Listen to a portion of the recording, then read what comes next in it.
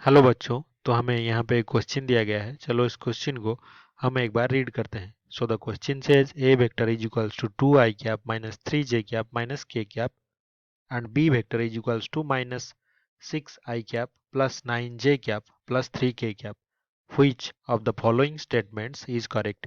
तो अगर A vector और बी वेक्टर हमें गिवन है तो इनमें से कौन सा स्टेटमेंट जो है वो सही होगा। तो हमें यहाँ पे पहले लिखना होगा कि जो ए वेक्टर है वो हमें कितना गिवन है, 2 i cap minus 3j cap minus k cap, और जो बी वेक्टर है वो हमारा कितना है, minus 6 i cap plus 9j cap plus 3k cap. तो यहाँ पे हम क्या करते हैं, दोनों का जो मैग्नीट्यूड है वो पहले निकाल लेते हैं। तो यहाँ पे जो ए वेक्टर है उसका मैग्नीट्यूड होगा कितना, 2 स्क्वायर प्लस माइनस 3 स्क्वायर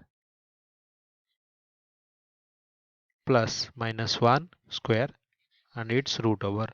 तो ये हो गया 4 प्लस 9 प्लस 1 रूट ओवर। तो ये हो गया रूट ओवर ऑफ 14। तो हमारा जो b है उसका अगर मैग्नीट्यूड हम निकालें तो ये हो गया माइनस 6 का स्क्वायर प्लस 9 का स्क्वायर प्लस 3 का स्क्वायर। तो इसका रूट ओवर, तो ये कितना हो जाएगा, 36 प्लस 81 प्लस 9। तो यहाँ पे हम क्लियरली देख सकते हैं कि जो ए और बी है ये दोनों क्या है, अनइक्वल है। तो ये इक्वल वेक्टर नहीं है। तो यहाँ पे हम क्या करेंगे, दोनों पैरेलल है कि नहीं है और परपेंडिकुलर है कि नहीं है वो चेक करेंगे।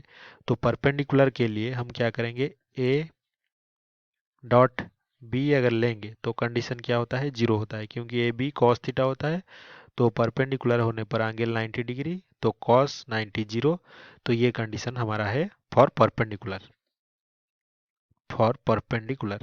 तो यहाँ पे ए और बी के बीच में अगर हम डॉट करेंगे तो वो कितना निकलेगा, 2 इंटू माइनस 6। तो 2 इंटू माइनस 6 प्लस ये कितना हो गया, minus 3 into 9 plus minus 1 into 3।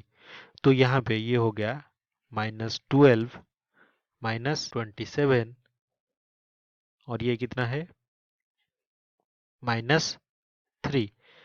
तो ये हमारा -42। सो ये नॉट इक्वल टू जीरो है, तो यहाँ पे परपेंडिकुलर नहीं है।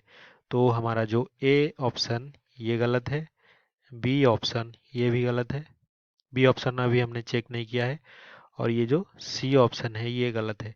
तो बी ऑप्शन देखते हैं क्या है, ए और बी दोनों क्या होने चाहिए, पैरेलल वेक्टर होने चाहिए। तो अगर दोनों वेक्टर्स हमारे पैरेलल होंगे तो दोनों का जो डॉट प्रोडक्ट है ए डॉट बी, तो ये हो जाएगा ए इंटू बी सिंपली, क्योंकि जो कॉस जीरो होगा वो 1 है। तो ए बी दोनों का मैग्नीट्यूड डायरेक्टली मल्टीप्लाई होने पर जितना होगा उतना ही इसका मैग्नीट्यूड होगा डॉट प्रोडक्ट का। तो हमें यहाँ पे जो ए डॉट बी मिला है वो नेगेटिव है, और लेकिन ये जो दोनों मैग्नीट्यूड हैं ये कितने हैं, दोनों पॉजिटिव हैं। तो यहाँ पे दोनों को अगर ऐड करेंगे हम, we will get only positive value. तो यहाँ पे नेगेटिव और पॉजिटिव तो दोनों यहाँ पे पैरेलल भी नहीं होंगे, तो बी भी सेटिस्फाई नहीं हो रहा है। तो जो इसका करेक्ट ऑप्शन होगा, option D, none of these, यही इसका सही ऑप्शन होगा। तो आई होप कि आपको समझ में आया होगा। थैंक